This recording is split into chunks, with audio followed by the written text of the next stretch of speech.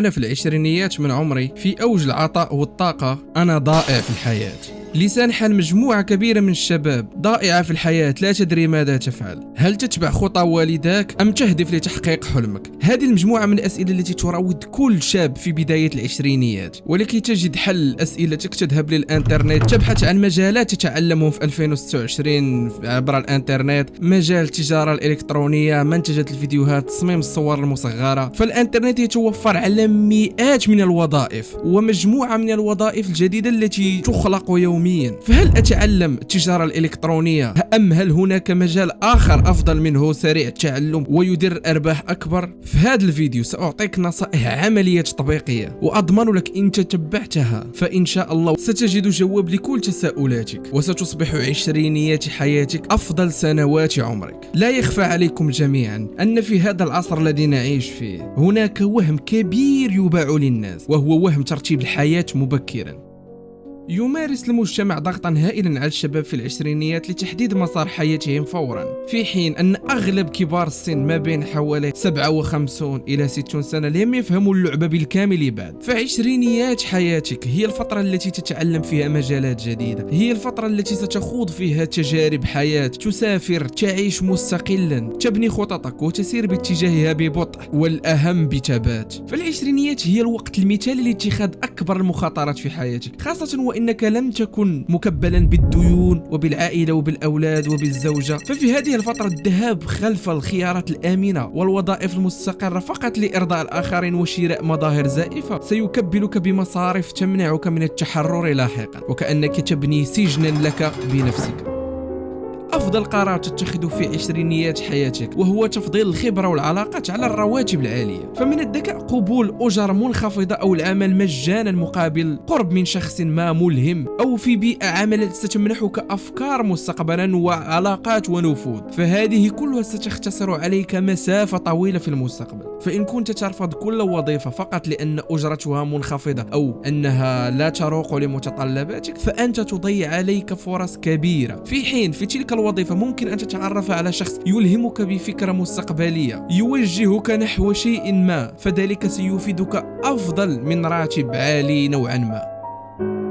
النصيحة التالية: عيش الرحلة وليس المظاهر. أنت في هذه الفترة ادخر أموالك كي تستثمرها في مشروع مستقبلا، لا تكلف نفسك فوق طاقتك. فأنت في هذه الفترة تحتاج كل درهم في جيبك، ولا تكن من تلك الفئة التي تتظاهر بالسيارات الفاخرة والساعات، وهذه كلها أشياء فقط مستأجرة وليست ملكك. عوضا من ذلك تستثمر 200-300 دولار في كورس معين على الانترنت في مجال مثل الهندسة الصوتية مثلا، مثل تصميم الصور، المونتاج، وعدة مجالات أخرى مربحة.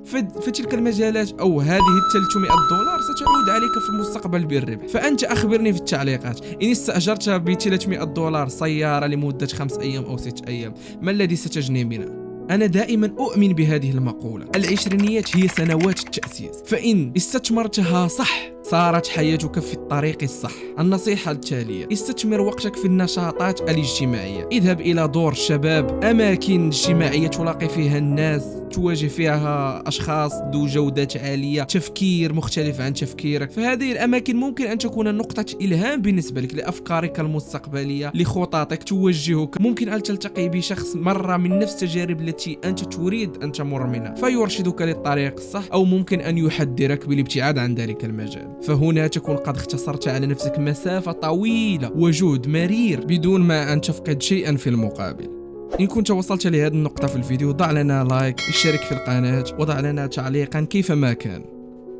شباب جينزي من أكثر الفئة المظلومة في التاريخ، عندهم كل إمكانيات ليحققون الغنى والثراء الفاحش. الإنترنت يتوفر على كل معلومة بالمجان، مجالات مختلفة ممكن أن تدرسها بدون أي فلس، لكن فقط تريد منك أن تجلس وتركز وتدرس. لكن وبسبب هذا يحدث التشتت.